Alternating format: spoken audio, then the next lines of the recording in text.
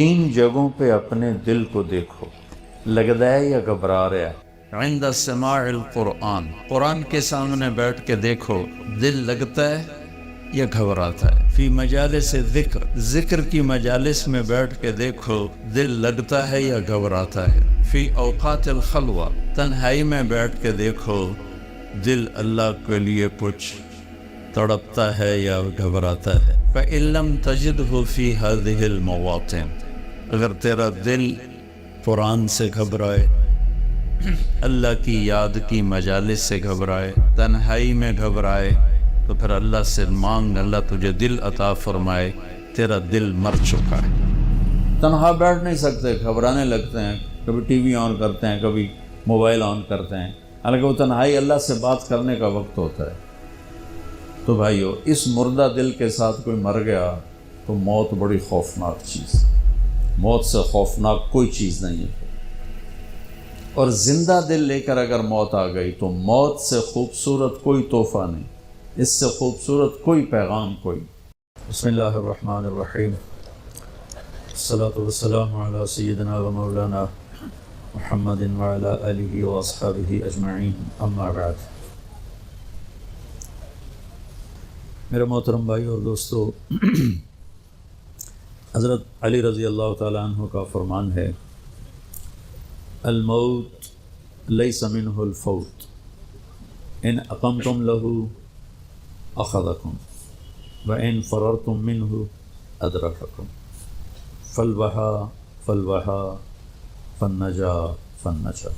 یہ آپ کے لمبے خطبے میں سے میں نے دو چار سطریں آپ کو سنائیں کہ آج تک موت سے جو ٹکرایا ہے، گرنا اسی کا مقدر ہے۔ اجل ہی نے چھوڑا نہ کسرا نہ دارا، بڑے بادشاہ تھے کسرا اور دارا، اسی سے سکندر صفات بیہارا، ہر ایک لے کے کیا کیا نہ حسرت سے دھارا، پڑا رہ گیا سب یوں ہی ٹھاٹھ سار، جگہ جی لگانے کی دنیا نہیں ہے، یہ عبرت کی جا ہے تماشا نہیں۔ تو فرمایا حضرت علی نے رضی اللہ تعالیٰ عنہ نے، لڑو گے تو پکڑ مارے جاؤ گے، شکست کھاؤ گے، بھاگو گے پکڑے جاؤ گے، ان فررتم منہ ادرککم، بھاگو گے پکڑے جاؤ گے۔ اب یہ کتنے پہروں میں ہوتے ہیں بعض لوگ، لیکن کیا وہ موت سے بچ جاتے؟ موت تو سب کے لیے۔ لہٰذا کیا کرو؟ الوحا الوحا، الوحا کا مطلب جلدی کرو، جلدی کرو۔ کس چیز کی جلدی کرو؟ کا النجا النجا، اللہ کی بارگاہ میں پیش ہونا ہے، وہاں کامیاب ہونے کے لیے کچھ جلدی کرو۔ اس جلدی میں کیا کرنا ہے؟ تو فرمایا احی قلبک بالموعظہ، دل کو زندہ رکھنا قرآن کے ذریعے سے۔ جیسے پانی سے گھاس پھول پھل زندہ ہو جاتے ہیں، روح سے ہم زندہ ہیں، تو فرمایا دلوں کی زندگی قرآن سے ہے، قرآن سے دلوں کو زندہ رکھنا۔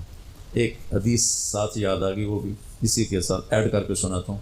اطلب قلبک عند ثلاثۃ مواطن، تین جگہوں پہ اپنے دل کو دیکھو، لگتا ہے یا گھبرا رہا ہے؟ عند سماع القرآن، قرآن کے سامنے بیٹھ کے دیکھو، دل لگتا ہے یا گھبراتا ہے؟ فی مجالس ذکر، ذکر کی مجالس میں بیٹھ کے دیکھو، دل لگتا ہے یا گھبراتا ہے؟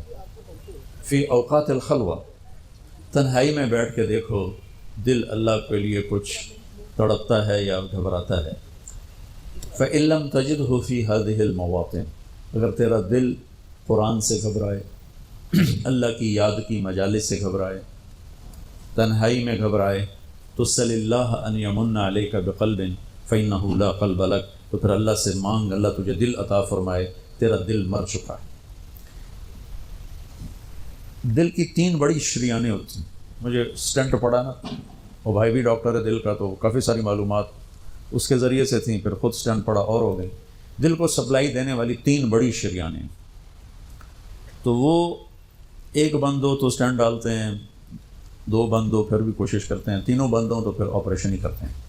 اور یہ خون دل کو سپلائی دینے والی ہیں، یہ بند ہو جائیں تو موت ہے۔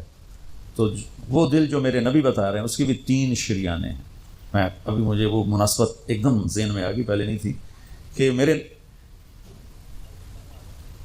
ہمارے ڈاکٹر بتاتے ہیں کہ دل کی مین سپلائی، ویسے تو بہت سی رگیں ہیں لیکن تین بڑی رگیں ہیں۔ ادھر میں کیا حدیث سنا رہا ہوں کہ دل کے مردہ اور زندہ ہونے کی بھی 3 نشانیاں ہیں. یعنی وہ دل جو روحانیت والا ہے اس کے لیے بھی 3 پائپ لائن جا رہی ہیں. ایک قرآن ہے، ایک ذکر کی مجالس ہیں، اور ایک تنہائی میں اللہ کی یاد ہے. اگر تینوں بند ہیں تو دل مر چکا ہے، وہ چاہے بادشاہ ہے، چاہے RPO ہے، چاہے مولانا ہے. اور اگر تینوں زندہ ہیں تو یہ دل صحت مند ہے، نورانی ہے، اور اللہ کا محبوب ہے. ان اللہ لا ينظر الى صورکم ولا الى اموالکم. اللہ نہ تمہارے مال دیکھتا ہے، نہ تمہارے پیسے کو، نہ تمہاری شکل کو دیکھتا ہے. ولکن ينظر الى قلوبکم واعمالکم. اللہ تمہارے دل دیکھتا ہے اور تمہارے عمل دیکھتا ہے. تو ارشاد فرمایا اگر تیرا دل قرآن میں نہیں لگتا، کتنے لوگ ہیں زندگی بھر قرآن اٹھا کے بھی نہیں دیکھ کر، بس مردوں کے لیے رکھ دیا ہے، مولوی صاحب آ جائے ختم پڑھ چھڑے. محرم میں کوئی حافظ بٹھا دیتے ہیں قبروں پہ، جا بھی ساڑے پیو دی قبر تے قرآن پڑھتے آ. آپ قل واللہ پڑھن دی توفیق نہیں ہوندی تو حافظہ میں جا کے بھایا ہوندا. محرم میں جاتے ہیں نا، ایک رسم ہے، اچھی رسم ہے، قبریں تازہ ہو جاتی ہیں، کچھ بزرگوں کے لیے سال ثواب ہو جاتا. تو کتنے لوگ ہیں سال ہر سال گزر جاتے ہیں قرآن اٹھا کے نہیں دیکھتے. ایک رگ تو پوری بند ہوتی، اللہ کی یاد کی مجالس میں نہیں جاتے، دوسری رگ پوری بند ہوتی. تنہا بیٹھ نہیں سکتے، گھبرانے لگتے ہیں، کبھی ٹی وی آن کرتے ہیں، کبھی موبائل آن کرتے ہیں، حالانکہ وہ تنہائی اللہ سے بات کرنے کا وقت ہوتا ہے. تو بھائیو، اس مردہ دل کے ساتھ کوئی مر گیا تو موت بڑی خوفناک چیز، موت سے خوفناک کوئی چیز نہیں ہے. اور زندہ دل لے کر اگر موت آ گئی تو موت سے خوبصورت کوئی تحفہ نہیں، اس سے خوبصورت کوئی پیغام کوئی. تو میں علی کی بات عرض کر رہا تھا، احی قلبک بالموعظہ، اس دل کو زندہ کرا کس سے؟ قرآن سے. اخبار بھی تو روزانہ پڑھتے ہیں ہم، یہ کتنے ڈھیر لگے پڑے ہیں. تو میرا دل جو زندہ ہوگا وہ قرآن سے ہوگا. وَنَوِّرْهُ بِالْحِکْمَةِ، اور اسے روشن کر. وہ کس سے؟ کہ نبی کی باتوں سے، نبوت کے تذکروں سے، نبوت والے اخلاق سے، نبوت نبی کی سیرت سے اس کو زندہ کر. وَقَوِّهِ بِالزُّهْدِ، اور دنیا کی بے رغبتی سے اس کو طاقت دے. دل کا ٹونک زہد ہے، دنیا کی بے رغبتی. وَظَلِّلْهُ بِالْمَوْتِ، اس کی بھی لگام ہے، بے لگامہ ہو جائے تو تباہی پھیر دیندہ ہے، اس کو لگام چڑھا موت کی یاد کی. وَقَرِّرْهُ بِالْفَنَاءِ، اور اس سے اقرار لے کے مر جانا ہے، مر جانا. بھائیو، بڑے سے بڑے عدد کو 0 سے ضرب دو تو 0 ہو جاتا ہے. 100 × 0 0، اور ٹریلین × 0 0، 1 خرب ضرب 0 0. اللہ کی قسم، ساری زندگی کی عزت، دولت، شہرت، بلندیاں، مرتبے، حیثیتیں، عہدے جب موت سے ضرب کھاتے ہیں 0 ہو جاتے. تھوڑی دیر پہلے وہ مولانا طارق جمیل کہلا رہا تھا، اور 1 سیکنڈ کے بعد ڈیڈ باڈی میت، ڈیڈ باڈی میت. اولاد بھی نہیں کہتی، اولاد بھی کہتی میت چاہو، منجی چاہو. ہمارے دیہاتوں میں کہتے ہیں منجی چاہو، میت چاہو. 1 سیکنڈ پہلے وہ ہے بادشاہ وقت، اور 1 سیکنڈ کے بعد وہ ڈیڈ باڈی کہلا رہا ہے، اور وہ میت کہلا رہا ہے، اور وہ مردہ کہلا رہا ہے. اس ساری زندگی کی کمائیاں جب موت سے ضرب کھاتی ہیں نتیجہ 0 ہو جاتا.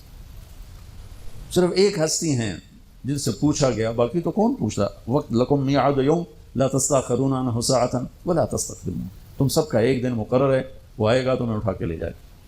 تو اس دن اگر اللہ مجھ سے راضی ہے تو میرے لیے موت سے بہتر کوئی تحفہ نہیں، اور اگر اللہ مجھ سے ناراض ہے تو پھر موت سے خوفناک پیغام کوئی نہیں.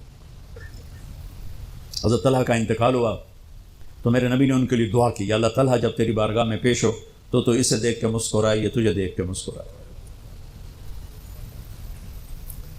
ہمارے نبی پاک صلی اللہ تعالی علیہ وسلم کو اللہ نے اختیار دیا، جتنا رہنا چاہتے ہیں رہ لیں، لیکن موت آپ کے لیے ہے. موت سے پاک صرف آپ کا رب ہے، باقی کوئی نہیں.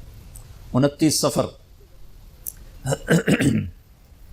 11 ہجری 632 عیسوی آپ کو سر درد اثر کے بعد شروع ہوا. آپ ایک جنازے میں تھے جنت البقیع، وہ درد تیز ہو گیا. گھر پہنچتے پہنچتے حضرت عائشہ کی گھر کی باری تھی اور تیز بخار میں تبدیل ہو گئی. تو یہ مہینہ 29 کا تھا. 29 دن یہ اور 12 دن اگلے، 13 دن آپ نے بخار اور سر درد میں گزارے. اور اسی بیماری میں جا کے نمازیں پڑھاتے تھے. آپ کے جانے میں 5 دن باقی تھے تو آپ کا بخار بہت تیز ہو گیا. تو آپ نے فرمایا کہ مجھے 7 کنوؤں کا پانی لا کر غسل دو. تو 7 مشکاں وڈیاں وڈیاں بھر کے لے آندیاں صحابہ نے، الگ الگ کنواں. تو حضرت عائشہ کے گھر میں ٹپ نہیں تھا تو حضرت حفصہ کے گھر سے ٹپ منگوایا گیا. آپ تہمت باندھ کے اس میں بیٹھے اور ایک ایک مشک آپ پر ڈالتے گئے. تو اس سے پانی سے بخار کا زور ٹوٹ گیا تو آپ نے پٹی باندھی سر درد کی وجہ سے.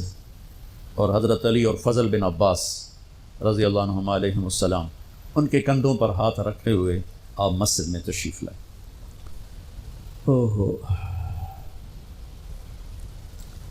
اور مسجد بھری ہوئی تھی. آپ نے ایک چھوٹا سا بیان دیا, وہ آپ کو سنانا چاہتا ہوں. آپ نے فرمایا, لوگوں میں ایک ضمانتوں میں گزار کے جا رہا ہوں. میں نے کسی کا حق مارا ہو تو مجھ سے لے لو, کسی پہ زیادتی کی ہو تو بدلہ لے لو, کسی کو تھپڑ مارا ہو, سوٹی ماری ہو, بدلہ لے لو. قیامت کے دن میرے اوپر کوئی مقدمہ نہ کر دینا, میں اس دن کی پیشی کو برداشت نہیں کر سکتا. جن کی طفیل لوگوں کی پیشیاں معاف ہو جائیں, جن کی طفیل حساب شروع ہو, جن کی طفیل کروڑوں اربوں گناہ گار ان کو معافی ملے گی, وہ امت کو کیا پیغام دے کے جا رہے ہیں کہ جب میرے ذمے کوئی ہے تو ہون لے لو, اتھے نہ منگیا جی. آپ نے اس کو اتنا دہرایا کہ صحابہ رونے لگے.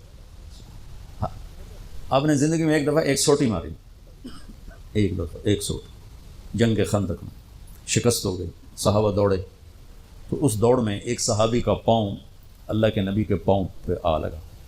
وہ تیزی میں دوڑ رہے تھے, لہٰذا ان کو خیال بھی نہیں آیا, تو آپ کو تکلیف ہوئی. پاؤں وہ جنگی جوتا تھا تو تلوار سے بچانے, تو پاؤں تھوڑا سا مسئلہ گیا, تو آپ نے اسے چھڑی ماری. اس کے جسم پہ زرہ تھی, زرہ تھا تلوار نہیں چل رہی, تو سوٹی کی چل رہی.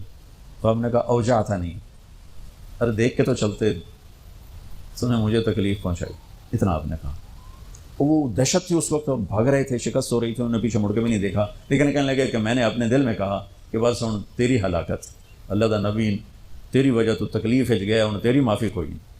ساری رات کہنے لگے مجھے نیند نہیں آئی کہ اب صبح جبریل آئے گا اور آ کر اللہ کا فرمان سنائے گا کہ اس کے لیے یہ سزا ہے, یہ عذاب ہے, کہ اللہ کے نبی مجھے کہہ رہے ہیں تو نے مجھے تکلیف پہنچائی. کہ میں سویا نہیں ساری رات. فجر کی نماز کے بعد اعلان ہوا جس آدمی کا پاؤں نبی کے پاؤں پہ آیا تھا وہ حاضر ہو جائے. تو کہنے لگے لے بھائی ہو گئی نہ وہی گل, آ گیا جبریل لے کے تیری بربادی دا پروانہ. کہنے لگا میں کانپتا ہوا, ٹانگیں میرا ساتھ نہیں دے رہی تھی, میں کانپتا پہنچا دربار رسالت. تو آپ مجھے دیکھ کے مسکرائے اور فرمایا میرے بھائی کل میں نے آپ کو سوٹی مار دی تھی, اس کی میں نے آپ سے معافی مانگنے کے لیے آپ کو بلایا ہے کہ آپ مجھے معاف فرما دیں, اور اس کے بدلے میں یہ ایک چھوٹا سا ہدیہ آپ کو پیش کر رہا ہوں, آپ کو میں 60 اونٹنیاں گفٹ کرتا ہوں. این سوٹی ماری اور 60 اونٹنی. یہ پولیس والے بیٹھے ہیں, یہ عوام بیٹھے ہیں, سیاسی لوگ بیٹھے ہیں, کیسے ناجائز کیس کرواتے ہیں, کیسے غلط FIR کٹواتے ہیں, کس طرح جھوٹے گواہ بناتے ہیں. ان کو قبر کا اندھیرا یاد ہی کوئی نہیں, ان کو قبر کا جھٹکا یاد ہی کوئی نہیں, اللہ کے سامنے کھڑے ہونے کا احساس ہی کوئی نہیں. انہوں ڈھکا دیو, انہوں چھڑا دیو, انہوں بند دیو, انہوں چھڑ دیو. یہ بھول نہیں گئے, ان کے اوپر ایک اور رب ہے جن کی طفیل جنت کا دروازہ کھلے, جن کی طفیل جہنم ٹھنڈی ہوگی پل سرات سے گزرتے ہوئے. جی وہ کہہ رہے ہیں میں نے آپ کو چھڑی ماری, معافی چاہتا ہوں, اور یہ 60 اونٹنیاں آپ کو میں گفٹ کرتا ہوں. اور آپ فرما رہے ہیں بھائی بدلہ لینا جیتا لے لو. سارے رونے لگے, کوئی نہیں بولا. آپ نے اتر کے ظہر کی نماز پڑھائی, پھر ممبر پہ آ گیا, پھر اسی بات کو دہرایا, میں نے کسی کا حق مارا ہو, کسی کو تھپڑ مارا ہو, کسی کو سوٹی ماری ہو, کسی پر زیادتی کی ہو, یہ میری جان بھی حاضر ہے, میرا مال بھی حاضر, یہیں فیصلہ کرو میرے ساتھ, آگے نہ اٹھانا. ایک آدمی کھڑے ہو گئے, یا رسول اللہ آپ نے میرے 3 روپے دینے. آپ نے فرمایا ضرور دینے ہوں گے پر مجھے یاد نہیں, ذرا یاد تو کراؤ. کہ یا رسول اللہ آپ کے پاس سائل آیا تھا تو آپ کبھی سائل کو لوٹاتے نہیں تھے کہ نہیں بھی میرے کو ہے کوئی.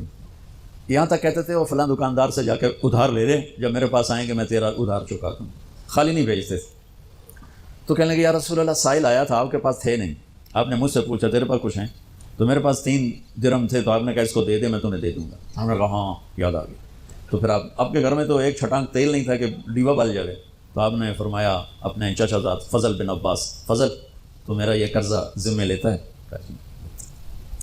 تو ایک عجیب بات بتاؤں, آپ مقروض کا جنازہ نہیں پڑھاتے تھے, جس کے سر پہ قرضہ ہوتا تھا اس کا جنازہ نہیں پڑھاتے تھے. ساری زندگی خود قرضہ لیا, لیکن قرض لینے دینے میں انسان سے جو پھر بے اصولیاں ہوتی ہیں، اس میں جو نفرتیں پیدا ہوتی ہیں. اب دیکھتے نہیں ہو یہ فیصل آباد کے بازاروں میں روزانہ تاجر کیسے گریبان پکڑ کے ماں بہن کی گالیاں دے رہے ہوتے.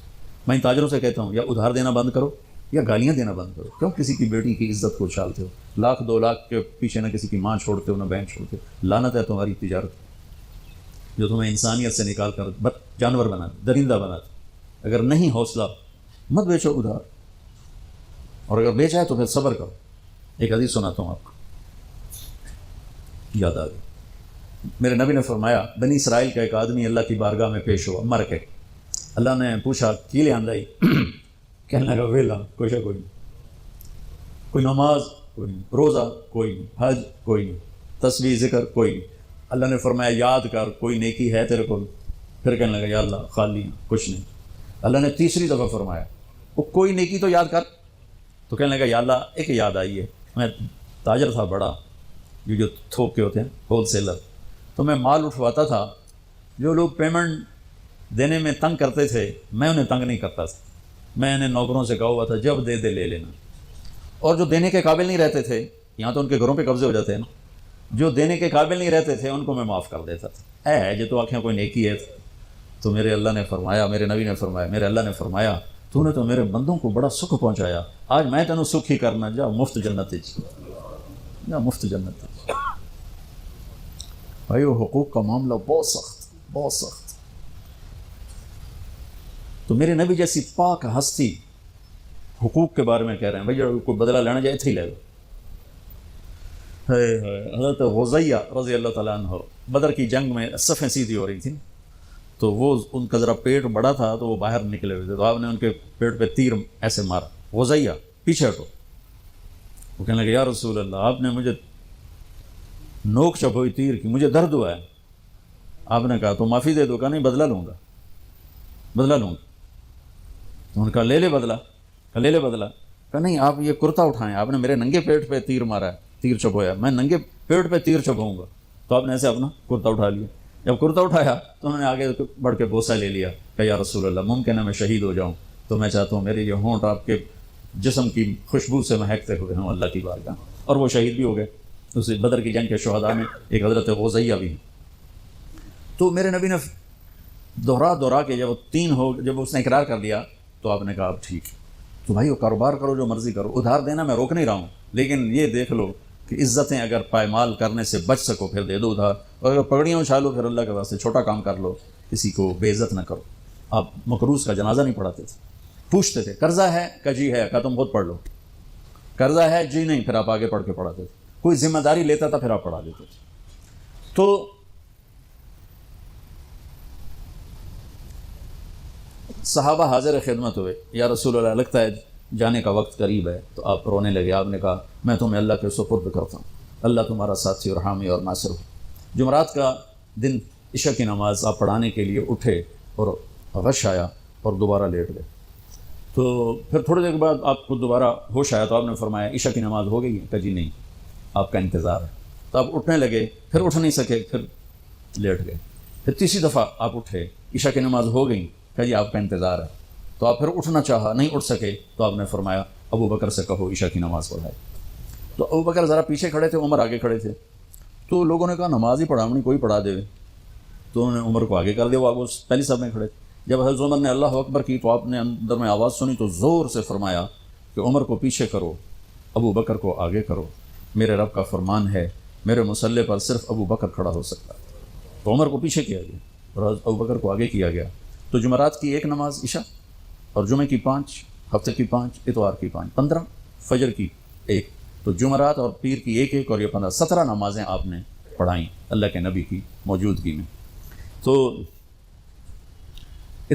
ہفتے کا دن تھا تو جبریل آئے، یا رسول اللہ مجھے اللہ نے آپ کی خدمت میں بھیجا ہے کہ میں آپ کا حال پوچھ کے ہوں، آپ کا کیا حال ہے؟ تو آپ نے کہا جبریل بڑی تکلیف ہے. اتوار کو پھر اللہ کے نبی کی خدمت میں جبریل آئے، یا رسول اللہ مجھے اللہ نے بھیجا ہے میں پوچھ کے ہوں کہ آپ کا کیا حال ہے؟ آپ نے کہا جبریل بڑی تکلیف ہے. پیر کے دن، ہفتے کے دن آپ ظہر کی نماز کے لیے حضرت علی اور فضل بن عباس کے کندھوں پہ ہاتھ رکھ کر آپ مسجد میں انٹر ہوئے. ابو بکر نماز پڑھا رہے تھے. آپ نے یہاں سے محسوس کیا کہ اللہ کے نبی انٹر ہو رہے ہیں تو وہ پیچھے ہٹنے لگے، تو آپ نے ایسے ہاتھ کا اشارہ کر کے روکا اور ان کی لیفٹ سائڈ بیٹھ کر آپ نے 4 رکعت نماز ظہر عصر ادا فرمائی۔ یہ آپ کی آخری ملاقات تھی اپنی امت کے ساتھ۔ اس کے بعد آپ اللہ کی خدمت کے پاس حاضر ہو گئے۔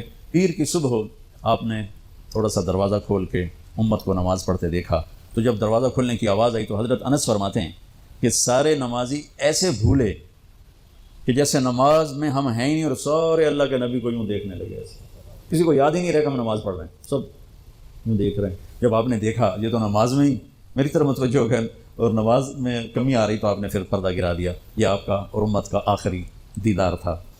تو اشراق کے بعد آپ نے یہ 7 جون سخت گرمی تھی اور 12 ربیع الاول 632 عیسوی اور 11 ہجری، تو آپ نے اپنی ساری بیگمات کو بلایا۔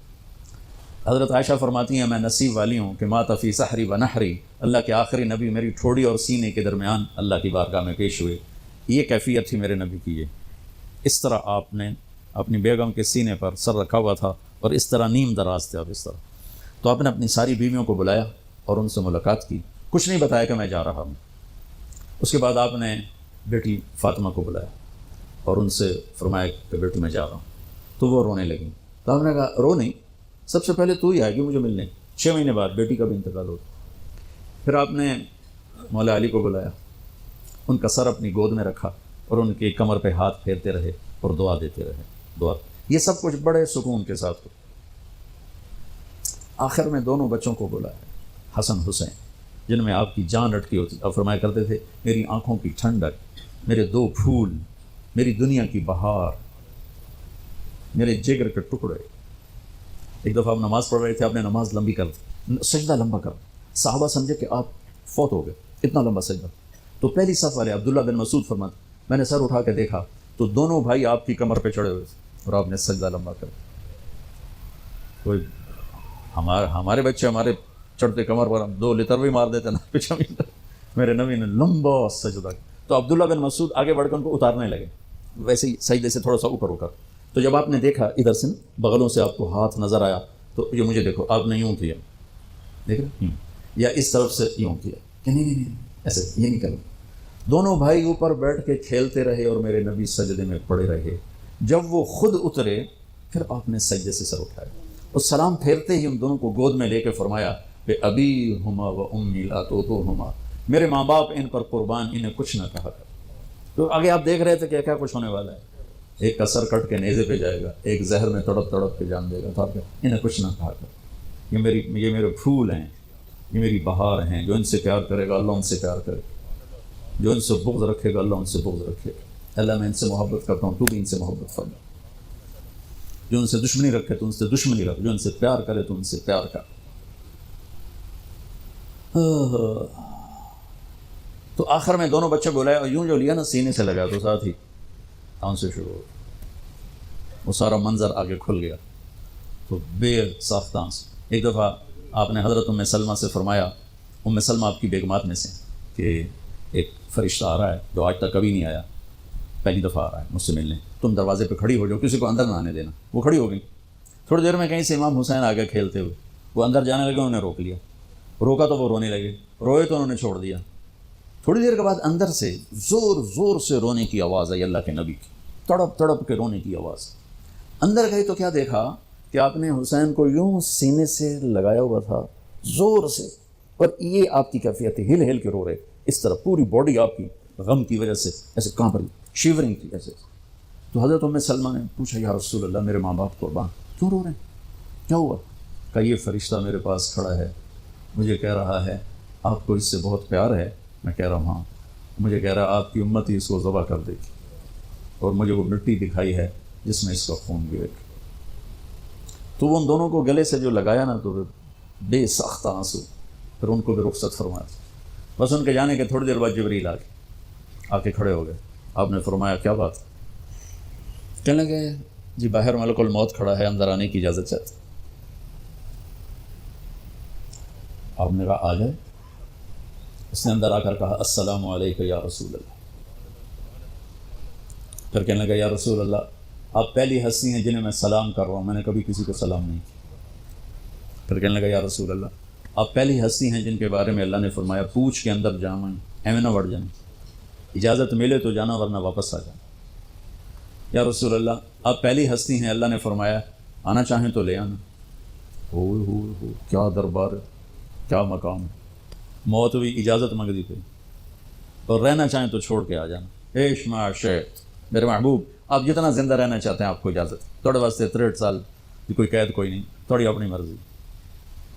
تو آپ نے پوچھا اگر میں تمہیں اجازت دے دوں تو میری جان بھی نکالوں؟ کہ جی رسول یہ تو اللہ کا امر ہے، میری کڑی اوقات۔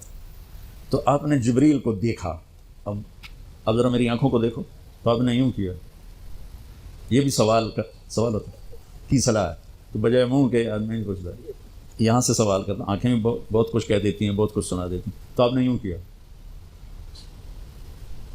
تو وہ سمجھ گئے کہ اللہ کے نبی کہہ رہے ہیں تیری کی صلاح ہے، تو آپ نے انہوں نے عرض کیا ان ربک الیک لمشتاق، یا رسول اللہ آپ کی ملاقات کے شوق میں بیٹھے، بڑے شوق میں ہیں اللہ آپ کی ملاقات،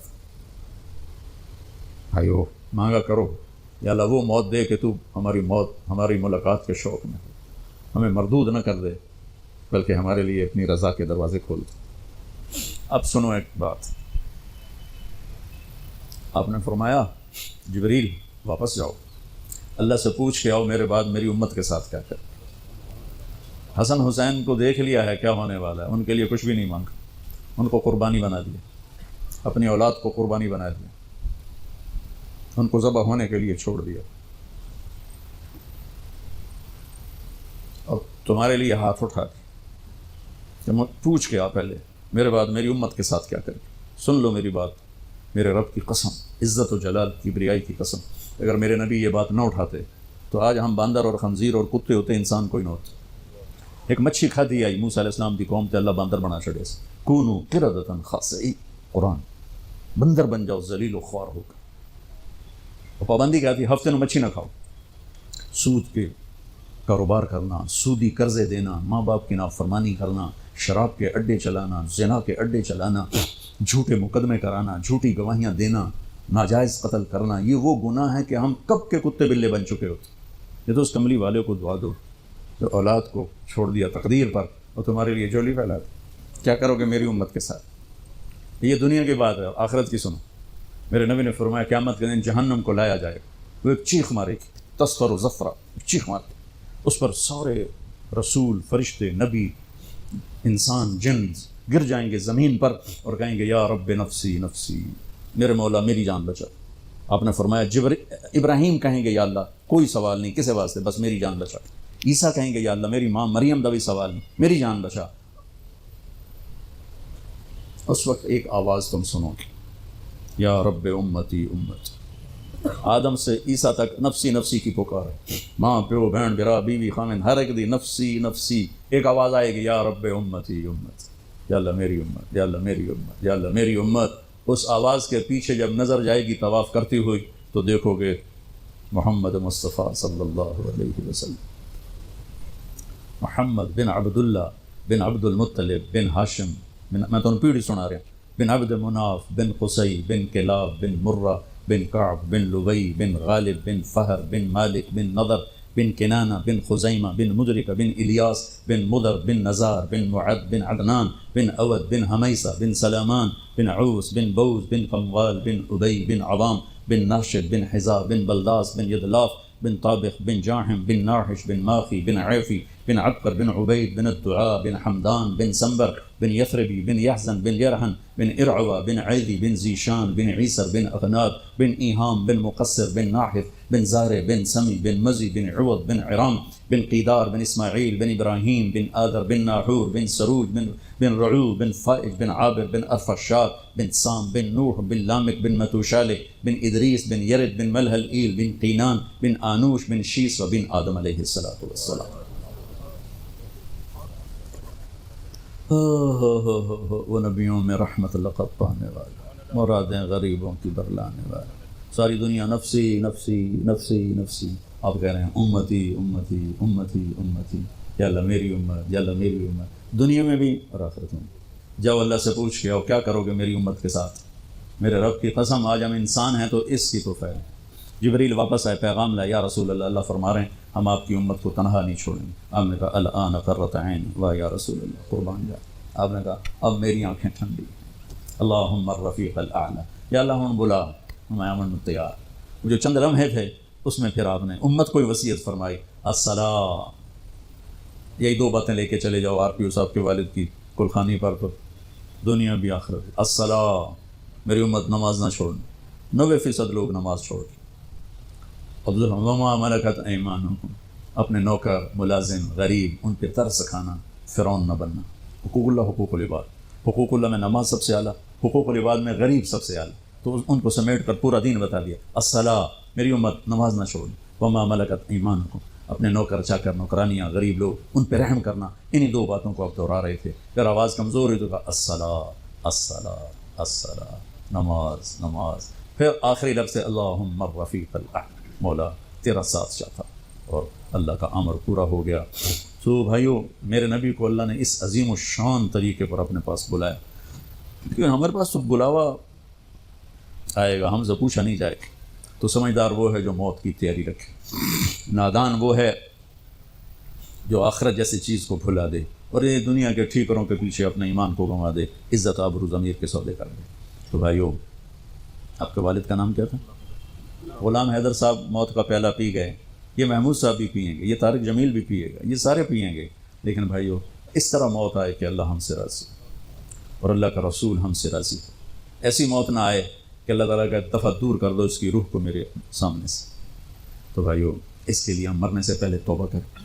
کسی کا حق مارا ہے واپس کرو، کسی پر کوئی ناجائز دیا ہوا ہے تو مرنے سے پہلے توبہ کر لو، نماز کی سستی ہے تو شروع کر دو، اور کسی سے لڑے ہوئے ہو تو صلح کر لو۔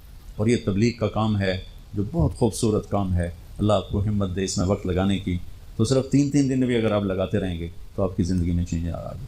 اب آپ ایک دفعہ سورۃ فاتحہ پڑھ لیں، 3 دفعہ سورہ اخلاص پڑھ لیں، تو ہم غلام حیدر صاحب کے لیے دعا کرتے ہیں۔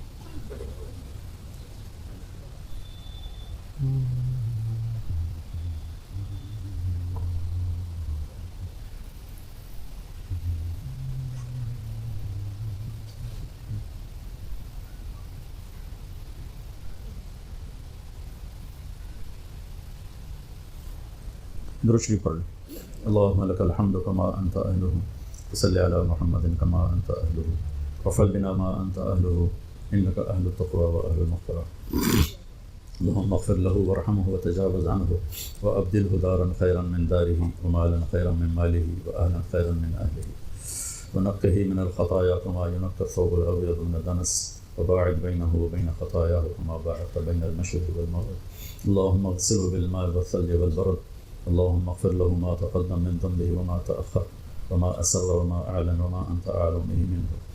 یا اللہ، تیرا بندہ غلام حیدر تیری بارگاہ میں پہنچ گیا ہے، ان کی درجات کو بلند فرما، ان کی بخشش فرما، ان کی قبر کو ٹھنڈا فرما، ان کی قبر کو روشن فرما، جنت کا یا اللہ دروازہ اس میں کھول دے، جنت کا باغ اسے بنا دے، قبر کی تنگیوں کو دور فرما دے، قبر کے اندھیروں کو دور فرما دے، قبر کی وحشت کو، کیڑوں کو دور فرما دے، اعلیٰ علیین میں ان کو جگہ عطا فرما، مقربین کے ساتھ ان کا جوڑ فرما۔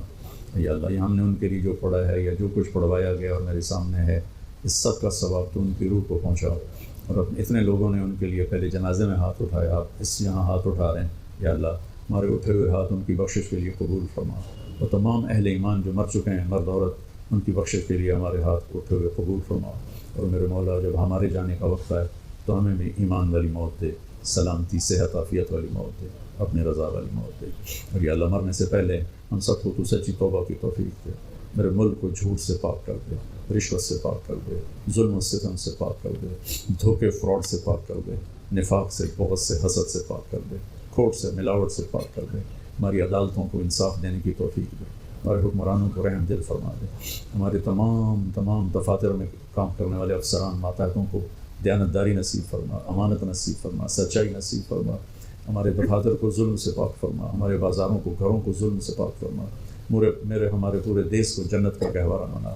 یا اللہ، ہم آخر میں پھر تیرے بندے غلام حیدر کے لیے دعا کرتے ہیں، ان کے درجات کو بلند فرما، ان کی اولاد کو ان کے لیے صدقہ جاریہ فرما، انہیں تو دنیا کی بھی خیر نصیب فرما اور آخرت کی بھی خیر نصیب فرما، ان کی اولاد کو دنیا کے شر سے بھی بچا اور آخرت کے شر سے بھی بچا۔